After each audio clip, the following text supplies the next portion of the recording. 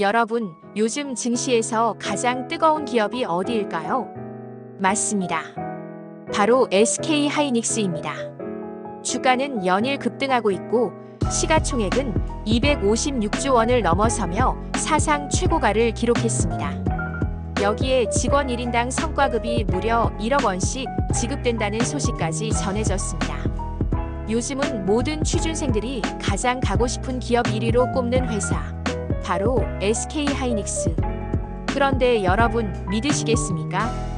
이 SK 하이닉스가 2001년에는 파산 직전의 국민 동전주였다는 사실. 당시 주가는 고작 125원. 지금 가격으로 환산하면 2,600원 수준이었습니다.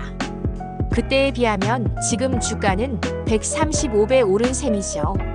어떻게 이런 기적이 가능했을까요? 오늘은 SK 하이닉스의 파란만장한 역사와 성공의 비밀을 아주 쉽게 풀어드리겠습니다. SK 하이닉스의 전신은 1983년 설립된 현대전자입니다. 삼성전자가 1969년, LG의 전신 금성전자가 1947년 설립된 걸 생각하면 가장 늦게 출발한 전자회사였죠. 처음에는 반도체, 가전, 휴대폰까지 다양한 제품을 만들던 종합전자회사였습니다. 여러분 혹시 기억하시나요? 현대큐리텔 휴대폰.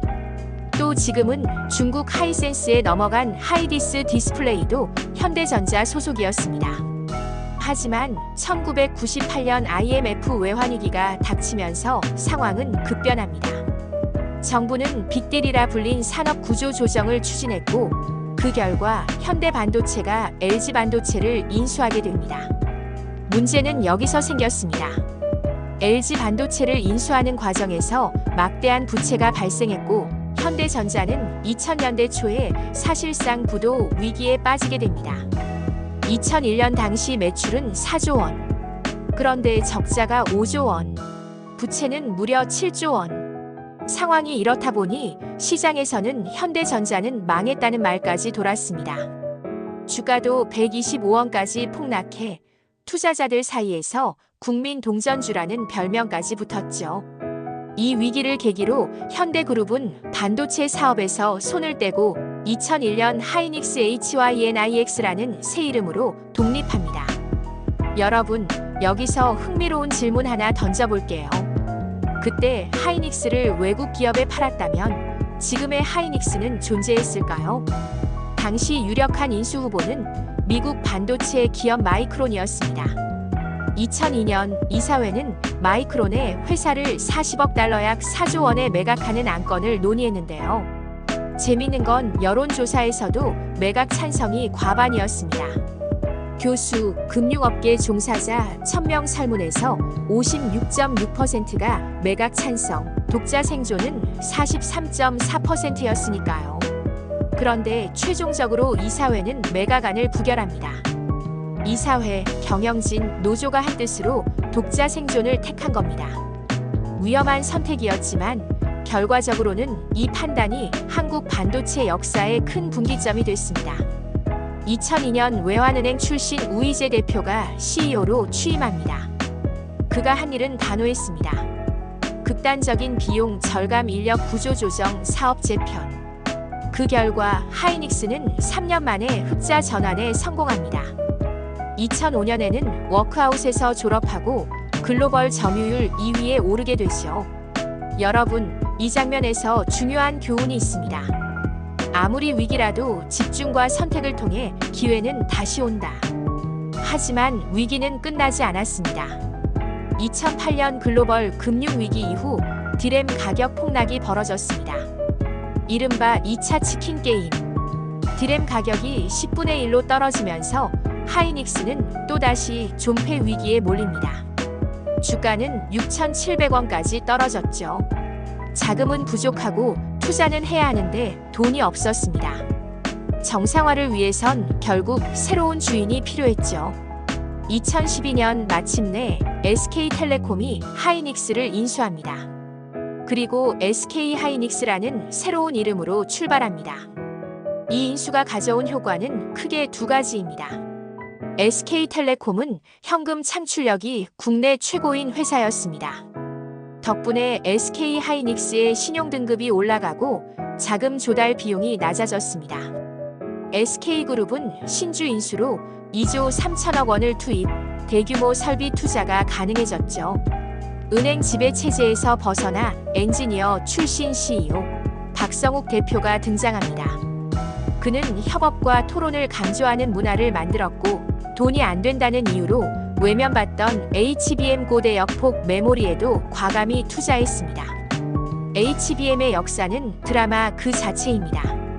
2013년 하이닉스는 세계 최초로 HBM을 개발했습니다. AMD에 납품했지만 안타깝게도 게임용 그래픽 카드가 실패하면서 시장에서 외면받습니다. 심지어 기술 주도권마저 삼성전자에 넘어갔죠. 2016년 엔비디아의 P100 GPU에 삼성 HBME가 탑재되면서 하이닉스는 밀려났습니다. 여기서 많은 회사라면 포기했을 겁니다. HBM은 원가도 비싸고 수요도 제한적이었거든요. 그런데 하이닉스 엔지니어들은 달랐습니다. AI 시대가 오면 반드시 필요할 기술이라는 믿음을 버리지 않았습니다. 그리고 그 믿음은 현실이 됩니다. 2018년 삼성전자가 HBM 팀을 축소합니다. 하이닉스는 이 틈을 타 HBM3 개발에 성공하고 엔비디아의 주요 공급사로 자리 잡습니다. 2023년 챗GPT 등장으로 AI 수요 폭발. 이때 HBM 생산량을 맞출 수 있던 회사는 SK하이닉스뿐이었습니다. 결국 SK하이닉스는 엔비디아와 함께 세계 반도체 시장을 주도하게 됩니다. 여기서 빠질 수 없는 인물이 바로 박성욱 전 부회장입니다. 1984년 현대전자 입사, 평사원 출발. 30년 넘게 연구개발에 매달린 진짜 엔지니어였죠. 그는 CEO가 된 이후에도 기술 로드맵을 직접 챙겼습니다. HBM 같은 장기 프로젝트에 끝까지 투자할 수 있었던 것도 그의 결단 덕분이었습니다. 그리고 보상도 따라왔습니다. 그가 받은 스톡 옵션 보상만 233억 원. 전체 보상은 500억 원을 넘었습니다. 창업하지 않아도 한 회사에서 끝까지 기술로 승부하면 이런 성공도 가능하다는 걸 보여준 상징적인 사례입니다. SK하이닉스의 성공 비결은 기술뿐만이 아닙니다. 협업과 신뢰의 문화가 뒷받침됐습니다. 서로 경쟁하기보다 탑팀 TOP팀이라고 불린 조직들이 함께 토론하고 해법을 찾는 문화. 덕분에 실패를 반복해도 무너지지 않고 결국 다시 기회를 잡을 수 있었습니다. 자, 이제 정리해볼까요? 125원짜리 동전주에서 출발한 SK하이닉스.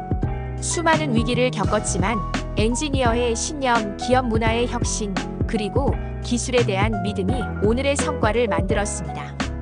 이야기에서 얻을 수 있는 교훈은 단순합니다. 기업의 성패는 결국 사람과 기술에 달려있다. 오늘의 이야기가 여러분께도 좋은 영감을 드렸길 바랍니다.